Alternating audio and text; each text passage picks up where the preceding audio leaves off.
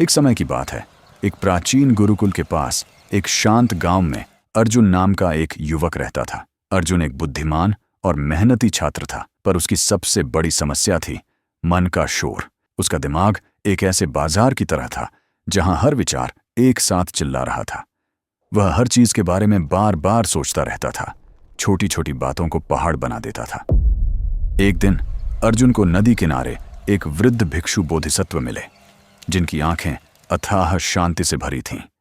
अर्जुन ने अपनी परेशानी बताई। महाराज, मेरा मन एक बेकाबू घोड़ा है। मैं इसे शांत करना चाहता हूं, पर यह शोर मचाना बंद ही नहीं करता। यह शोर मेरा दुश्मन है।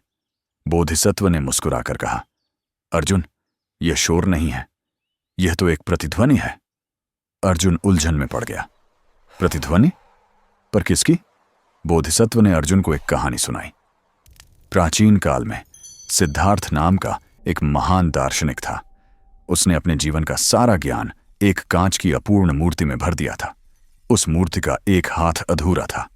सिद्धार्थ ने घोषणा की, जो भी इस मूर्ति को पूर्ण कर देगा उसे संपूर्ण ज्ञान प्राप्त हो जाएगा। पर अधूरा हाथ सोने से नहीं, बल्कि किसी अमूल्य चीज से पूरा करना होगा।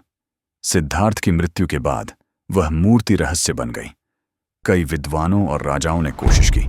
कुछ ने दुर्लभ हीरे लगाए, कुछ ने कीमती मोती, पर मूर्ति का अधूरा हाथ कभी पूरा नहीं हुआ। हर प्रयास के बाद मूर्ति से एक तेज और परेशान करने वाली चीख निकलती थी। बोधिसत्व ने अर्जुन की ओर देखा। कल्पना करो, अर्जुन, उस चीख को सुनते हुए राजाओं के मन में कितना शोर होता होगा। क्या तुम्हें नहीं लगता कि तुम भी उसी तरह की चीख सुन रहे हो? अर्जुन की उत्सुकता चरम पर थी। क्या मेरी ओवरथिंकिंग उस मूर्ति की चीख की तरह है? मुझे जानना है कि मूर्ति किससे पूरी हुई। बोधिसत्व ने आगे बताया, मूर्ति को पूरा करने की कोशिश करने वालों में से एक था धनराज। वह सबसे ज्यादा बेचैन था। वह हर रात उस मूर्ति को निहारता और सिर्फ यही सोचता कि वह इसे कैसे पूरा करेगा। उसकी आंखों में अधिकार और सम्मान की तीव्र लालसा थी। उसे लगता था कि इस ज्ञान पर केवल उसका ही हक है।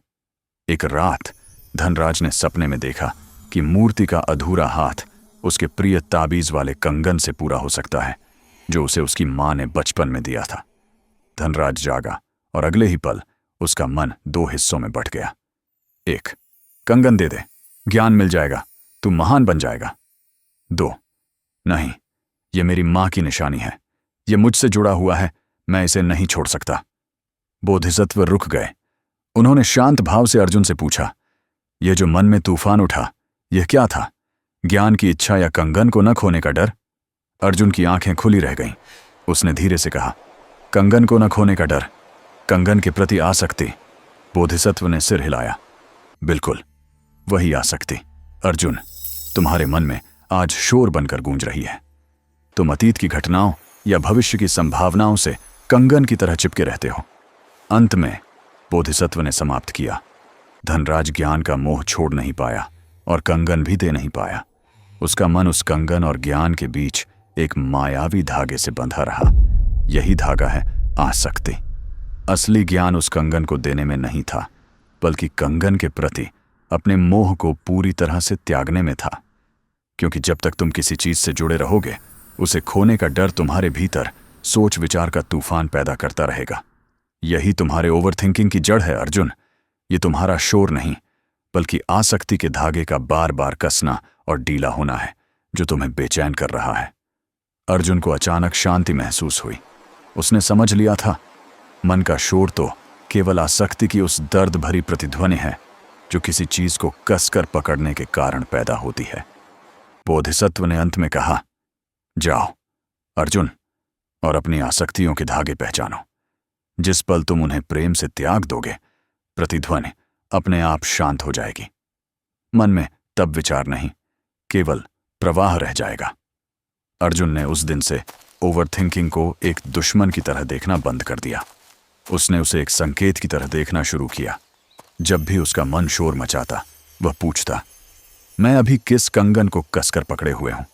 और जैसे ही वह आसक्ति के उस मायावी धागे को पहचान लेता, शोर धीरे धीरे थम जाता।